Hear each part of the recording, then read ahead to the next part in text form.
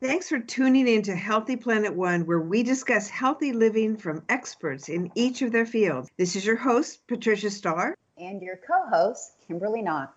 Welcome. Today's guest on Healthy Planet One is Lisa COURTNEY, and we're going to be talking about living a creative life and getting paid to be you. How about that? Hi, Lisa. Hey, how are you? Nice to be here. I'm so excited. Thank you for coming. I want to introduce you a little bit to our listeners. Lisa is a multi-talented artist, graphic designer, fashion designer, and writer. And always as an entrepreneur, she has multiple creative businesses. So it's quite fun to invite you onto the show today. I know that for the last 15 years, you've been the branding goddess, if I will, and graphic design firm. And I know that one of your secret names is the brand, not only the branding goddess, but the what is it? Good Gangsta. Yep. Good Gangsta. I'm a gangsta. I'm a gangsta and a goddess. Yep, that's what I am. That's quite a combination, right? Yes. And I know you've helped a lot of different businesses, both large and small, to find their distinct voice in the marketplace. That includes what, Stonyfield, right? Yep, I did. And I don't know, Rocky Lalvani. Rocky Lalvani has an awesome podcast called The Richer Soul, and I rebranded him as well. Yes. So let's hear about this whole amazing creative life that you've had. Okay. So how did you get started in this world? That's funny. So I come from a long line of creators, and it's in my blood. My great-great-grandmother was an interior designer. My great-grandfather was he was the original Mad Men. He was an ad guy in New York in the 50s and 60s, and he was also a celebrity painter. My Nana was an illustrator, a painter, and a fashion designer. And so, I mean, I was going to be an artist. There's no way about it. I was going to be an artist, designer in some form because it's in my blood. And you are also a painter, right? So say a little bit about that. Okay, so I studied advertising and graphic design because I didn't want to be a starving artist. I was somewhat pragmatic in that way. But I'm also an art collector, and I bought a painting from an artist that I really liked, and I asked if she taught. And she did teach, and I picked up a paintbrush, and it was like breathing for me. It just came naturally. It was like my connection to God. It just, I never studied it. I never learned it. I picked it up and it came natural. And because I'm a graphic designer, my paintings are very graphic and colorful, but painterly as well. Well, that's one thing I really notice about your work. It vibrates with color and passion. And that's one of the reasons that I wanted to have you on, because I think you have a very positive message that you want to not only share with yourself, but with the world, and how that makes a difference. So what is this label, Good Gangsta? Can you explain that to us? So Good Gangsta came out of, I wanted to create something that was positive. So one of the reasons I got into advertising is because I love art and writing, but I wanted to make a difference. And so I came up with this concept, which is Good Gangsta, which essentially is promoting people that are doing good in the world, that are positive activists, and to stay and remain positive. And it was my way to utilize my talents as an artist, as a designer, as a painter, but also words, because I love writing as well. And your best-selling item is? We have a shirt, the RBG shirt. It says it's Ruth Bader Ginsburg, and it's a graffiti style, and it says justice on it. That's our best-selling T-shirt, and a portion of each purchase is donated to the ACLU. Mm-hmm. That's great. So so let's hear some more about something that you call creative ADD. What is that? Okay, so again, I keep going back to the advertising and branding. What's so great about it is I get to do something different every day. And creative ADD, I refer to that as it's sort of like I do so many different things. Like one minute I'm designing a package, the next minute I'm painting, the next minute I'm writing, I'm working on a memoir. And so creative ADD is, sort of like I'm kind of like all over the place, but then I hone it. Like if I have a project, I focus on one thing. So that's what I refer to as creative ADD. And I tend to hang out with people that are the same. I have a lot of friends that, their day job is advertising, but then they also feed their soul with photography or illustration or, children book design or fashion or painting. So a lot of my friends have this creative ADD.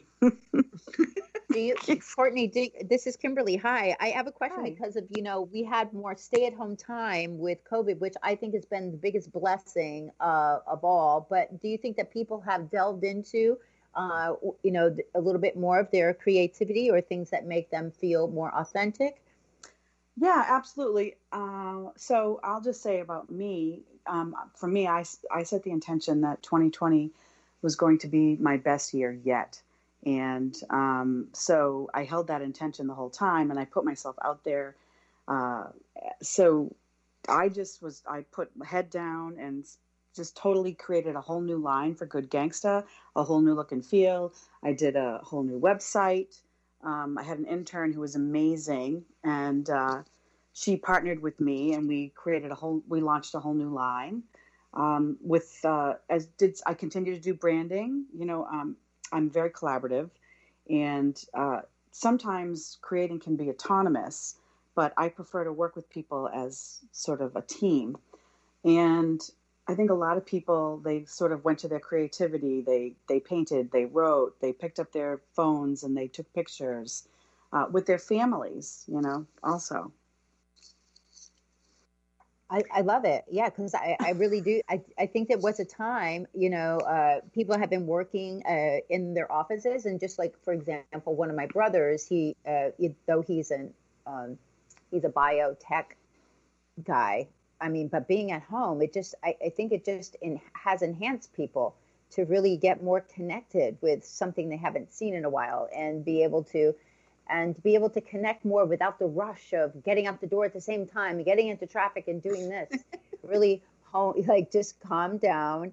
And then if the whole world is going to change, why not look at, what has a lot of meaning to me? So I love this part that you're talking about and getting into different aspects.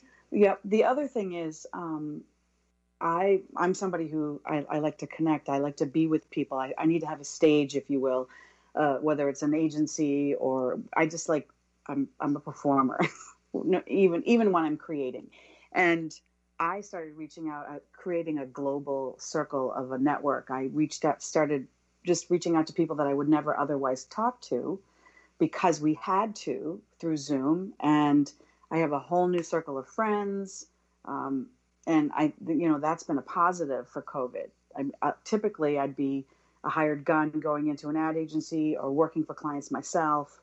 And Zoom has allowed us the opportunity and COVID to, look beyond our neighborhood, if you will, right? Look beyond our traditional circle of friends, circle of business people. The other thing that's happened is networking. It's crazy. There's so many networking groups out there and ways to reach out to people for connection, for business. COVID's kind of been a blessing for a lot of people. I know it sounds weird, but I took it as a blessing, not as a curse, not as, that was my intention for the year. That's great. It definitely opened up Zoom, so we could connect more readily and easily without having to drive anywhere. So that's really, let's get back to a question here. Cause I can feel your enthusiasm, your brilliance as a color artist, as a branding person. What is your why? What is your purpose that you want to share with us, Lisa? So I had to think about that. I always thought purpose was what I did, and it's not what I do. It's who I am. And in anything I do, my intention and my purpose is to lift people up. I want to create an impression of increase. I want to make people, happy and joyous, whether it's make them laugh, or with my art, it's very happy. With the branding I do, I try to I help people to find their voice, or the companies to find their voice and align with their purpose. So I guess for me, the why, and you asked me what my purpose is, right? What's your why? Yeah, you can go. Keep going. Well, so the purpose is to lift people up. What's my why? Again, it's I want to make a difference, no matter where I am, and so my why is, I just love to help people. I love to network with people. I love to help. Like if I know somebody that has a gift and somebody else that needs that gift, that talent, I connect those people and I say, talk amongst yourselves. I love launching people. I don't know, lifting people up. That's my why. That and some things, a lot of the times I do these things and I don't get paid, but it brings me the most ultimate joy because I see people progressing and moving up and moving their energy up because they're doing what they love and they're collaborating with a new person. So I guess my why is, I don't know. It's all wrapped up in there. I hear that. So as a branding goddess that you are, I'm going to put that in there because I can feel that strong feminine going, okay, how do you take a person from where they are to that expression? What's your, if you want to share your secrets, what's your process, Lisa? My process. Well, first I sit with, it depends. If it's a large company, we do a creative brief and a strategy that's given to us by account people and the client. If it's a smaller business, I look at their why. Why are you doing this? Your target audience. Who are you talking to and why? And why should they listen to you? Why should they buy what you have? Why should they work with you? You need to know your why. You need to know your target audience, and you need to know your mission. What's your mission? What's the point of what you are offering? And also to consider your offering as a benefit and not a transaction. At the end of the day, we all have our gifts, and what is yours to share? What is yours to give? What is like breathing for you? Because when we are being ourselves, it isn't work, it's play. Do you find that's hard to pull that out of people, or does it come pretty naturally? I think it comes pretty naturally. I think the hardest thing people have is clarity. Like they sort of like my creative ADD, they kind of don't know which direction. And I always say, you have to have one message, possibly two at the most. And you have to have one target, because if you're trying to talk to everybody, you're talking to nobody. Right. And I know Kimberly, you come from a marketing standpoint. So do you have any particular questions for Lisa? Well, I think clarity is great. I came from promotional marketing. It's visual. It's putting the message in somebody's hands. I love that you're talking about encouragement, which is inspiring courage. We need more people like that because there's a lot of people that inspire doubt. But clarity is huge. Your marketing is a little bit different than my angle, but of course I'm dealing with that now with my new projects. So it does come down to the why. And I think there's a book that was written on that. You have to keep asking why, and you really get down to this deep part of yourself. Like the deep part of myself is nurturing. I nurture through food, and I love being in the kitchen, and I realize that when I have my own shift moment. So you bring all of this out in people, and that's really great. I like that. Yeah. So thank you. I have a mantra, which is I get paid to be me, and I feel strongly that people should get paid to be themselves. Like on any given day, I'm creating, as I've said, branding, painting, writing, designing apparel. So what is your you? What do you want to get paid to do? And, people have a lot. Sometimes they go, well, I can do this and I can do that. Like I hear what you're saying. And then it's about how you focus in on that, right? Yeah. Yep. Absolutely. So getting paid to be you, what does that look like, Lisa? Well, I get paid to be me in, many forms of creativity. My day job, my bread and butter, if you will, is graphic design and advertising and branding. And I've been fortunate to be able to work with Fortune 500 companies